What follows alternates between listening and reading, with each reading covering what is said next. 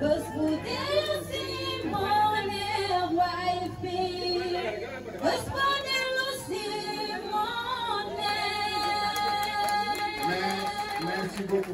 ce pays, que notre disposition a consenti tous les sacrifices pour le hisser au sommet des nations prospères et progressistes. Mais relativement à ce thème, nous pouvons affirmer que l'économie sénégalaise traverse une période de turbulence sans précédent. La communication hasardeuse faite par les dirigeants du régime en place sur le niveau de l'endettement de notre pays a fini d'exposer le Sénégal à des difficultés pour lever des crédits à long terme et à des taux raisonnables au niveau des bailleurs traditionnels.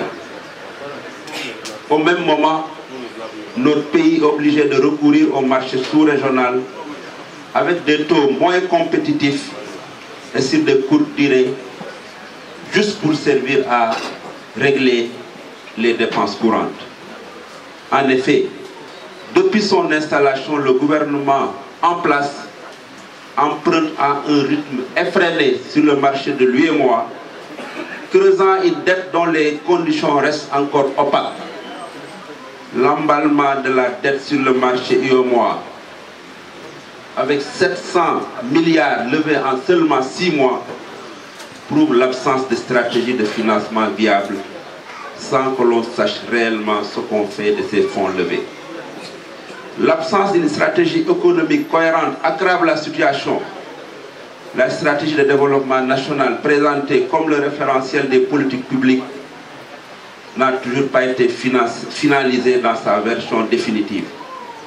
Les techniciens des ministères des Finances et du ministère de l'Économie attendent des signaux concrets. Ils travaillent dans le flou total et les partenaires financiers, dont le FMI, attendent des signaux concrets avant de s'engager davantage. Comment peut-on piloter un pays, le mener vers l'émergence, sans un référent clair? C'est ce qui nous arrive aujourd'hui. L'appel à la reconquête de l'espace politique par le suffrage transparent pour l'avènement d'une démocratie citoyenne est plus que jamais d'actualité, tout comme l'exigence d'une indépendance effective des institutions de la République.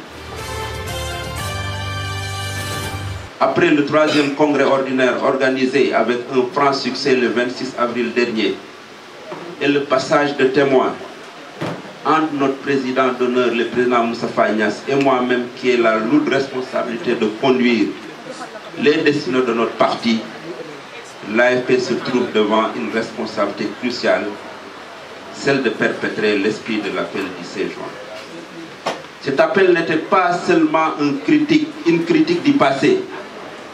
Il était un manifeste pour l'espoir, un appel à l'unition dans la diversité, pour la construction nationale.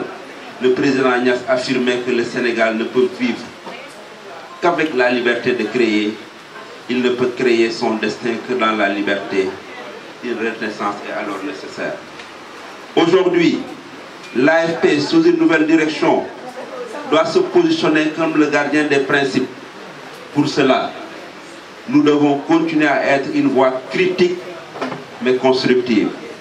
Dénoncer les dérives, mais aussi proposer des solutions concrètes, fidèles à l'esprit de l'appel qui insistait sur la nécessité de concevoir et d'assumer nos propres programmes de développement.